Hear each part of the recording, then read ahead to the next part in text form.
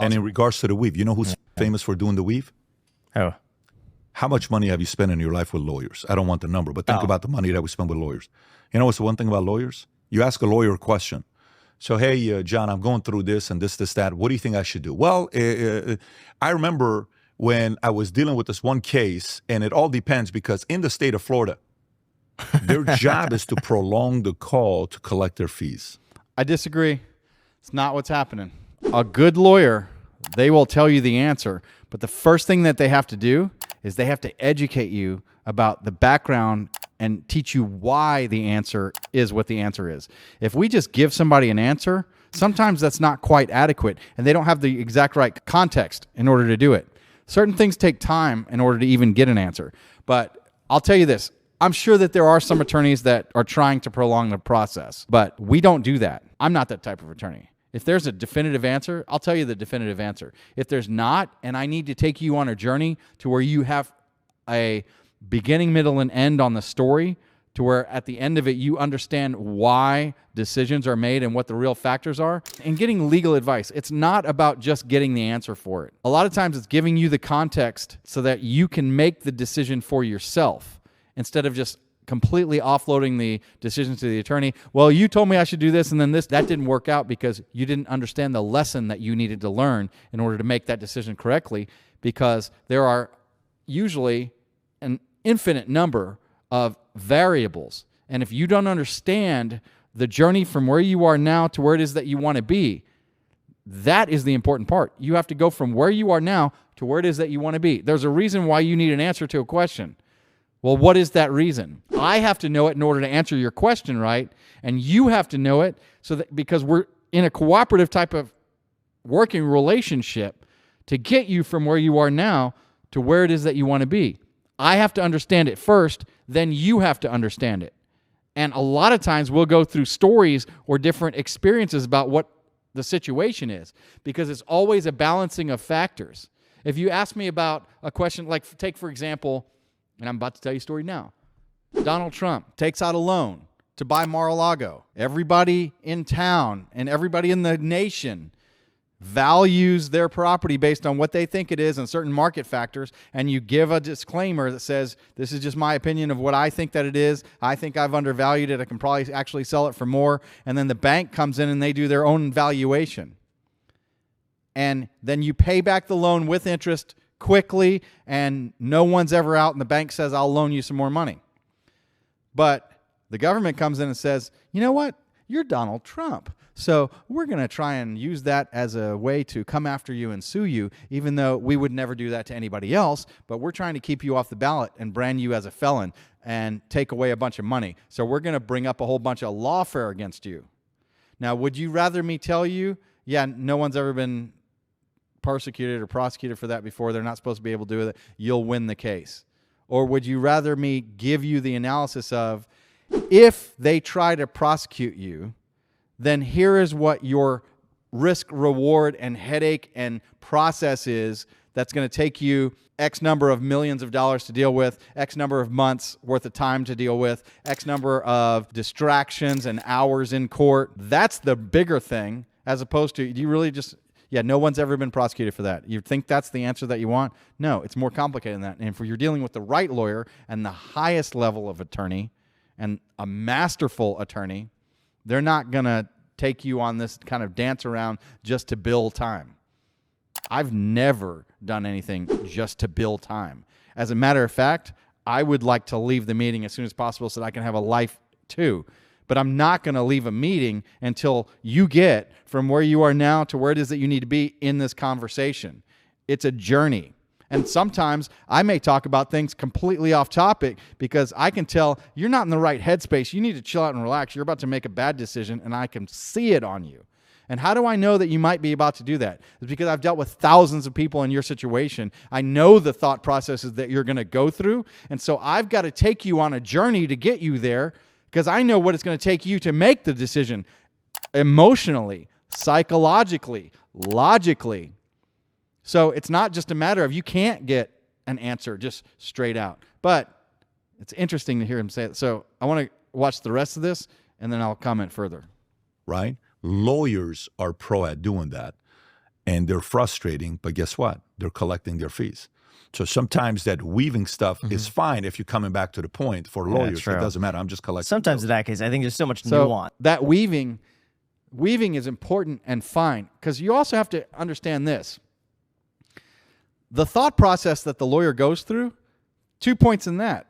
One, it's part of the communication that you're going through. Second, you also have to give the lawyer the space to think. And in that, a key element of that is rapport. So what's really happening is a sales process between the lawyer and the client. Because what a sale is not like, oh, I'm getting money from you. I'm making a sale. It's all about me. What can I get out of it? I'm making a sale so I can make money. No, that's not what sales is. What a real sale is providing a product or service that makes the life of the person who is purchasing it better. And I want you to be able to use the product or service properly and get the results out of it that you want. So sales is a journey. It's 7 steps. First is rapport, and rapport needs to continue throughout the entire thing. Second is justification. Why are we here? We're here to help you get from where you are now to where it is that you want to be. Next is questioning. So I structure in what's called the escape arrival framework. Escape from where you are now and arrive to where it is that you want to be. So that's 3 steps. I have to first know, where are you now and what led you to need to have to speak with us? The second step is, where do you want to be? What are your goals? What would you like to achieve? And then the third step is we talk about how we're going to get you from where you are now to where it is that you want to be. And in that process, rapport is a step that has to happen the whole time. It's the third step of selling that facilitates, which is questioning, called probing. I need to understand you. Because the fourth step is that the salesperson sees the need. The fifth step is that the customer sees the need. The sixth step is the salesman proposes the solution. The seventh step is what's called the close. That's where the solution is implemented. Those are the 7 steps of selling. That happens every single time. And as an attorney, everything that you're doing is selling. And if you use and understand this concept of it, it doesn't matter whether you're negotiating a contract with another attorney. It doesn't matter whether you're negotiating a divorce deal with the other side who's not represented by an attorney. Or maybe they are represented by an attorney. And now I need them, as a salesperson to their client, to understand and figure out how we get from where we are now to where it is that we want to be, but how they get to where they want to be, and how we get to an agreement to get for us from where we all are to where it is that we all want to be, knowing that I'm on my client's side and they're on their client's side. How do we get from where we are now to where it is that we want to be? And so as part of doing that, I might educate my client about, well, here's what the law is, and here's what's supposed to happen. Oop. I just said the S word, and it ain't shit. It's should. Because should, I don't live in the world of should, because I'm a divorce attorney. You know what should happen? You should live a wonderful, healthy life. It should be magnificent. You should have a wonderful, great marriage. You should grow up and your kids be fantastically successful. You should always have plenty of money. You should be able to give to your church or your synagogue or the organizations that you really care about. You should be able to have a wonderful life living in the country. Nothing should ever go wrong. Everything should be awesome. That's a fantasy. I live in the world of reality. I live in the world of is. I live in a pragmatic and practical world. Everything has consequences. I need you to have clarity in order for me to get you from where you are now to where it is that you want to be. The process is we move from the lack of clarity that you have. If you had perfect clarity, you wouldn't even need to be having a conversation with us. And it's not just about applying, just give me an answer. No, you need to go through a process, because it's a thought process and an emotional process that you go through. Especially in a family law case, lots of emotions. But in a business decision that people are making, I've seen business decisions be far more emotional. I've made far more emotional business decisions. As the entrepreneur and CEO and engine of my business and my law firm, I have made decisions that are so emotionally difficult. It's far more difficult than relationship decisions, far more difficult than an argument that I may be having with my wife, which is sometimes a really good thing to have as a discussion. And we work through those things. And if you have a good framework for that, that's a subject for a different video. But it's a process that you're going through to get you from where you are now to where it is that you want to be. And so rapport has to continue. And in that, the different things that we're doing and having that rapport, and maybe we're talking about something else that doesn't seem like we're there, and it might be an hour-long meeting, and then 3 minutes in that hour-long meeting, based on the things that I've learned about you, that you've learned about me, the rapport, and we've been thinking about the different things through it. Sometimes you need breathing space. Sometimes you need thought space. You can't just go in and just, we're going to focus right on, like, that's miserable, and you will not get good results if you do that. You have to approach things, and what we're trying to do is bring our clients into our healthier world instead of getting sucked into their negative one. And we have to do that. It's a full dynamic thing that happens through a particular conversation with a Sherpa that gets you there from where you are now to where it is that you want to be. It can't just be, well, just give me the answer about that, or just tell me what I should do. And then we get into maybe an argument about that. Tell me when, then you fight about what's wrong and different things.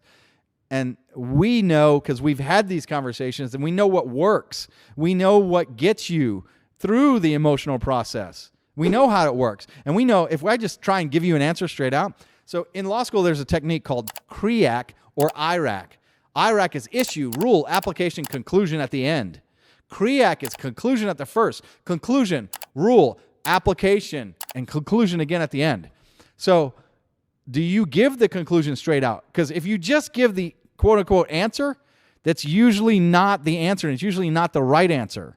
There is a process for making a decision. What we are doing with our clients at almost all times is helping you make a decision. It's also in a negotiation, we're helping decisions be made. The word decision, the root of that word is scissor, basically, cut, incise, sizer, cis, cut out the different things. And then you can, when you cut certain things out, then you have space to put other things in. You're making decisions.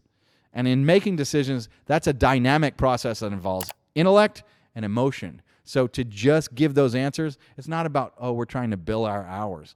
Believe me, I got 50 people in line behind you that all want to give me the same amount of money for my time. So the faster I can solve your problem and get through that in a good and efficient and healthy way, the better, because then I can get to my next 49 clients for that particular day, or I can go eat, or I can do the things that I want to do in my own life.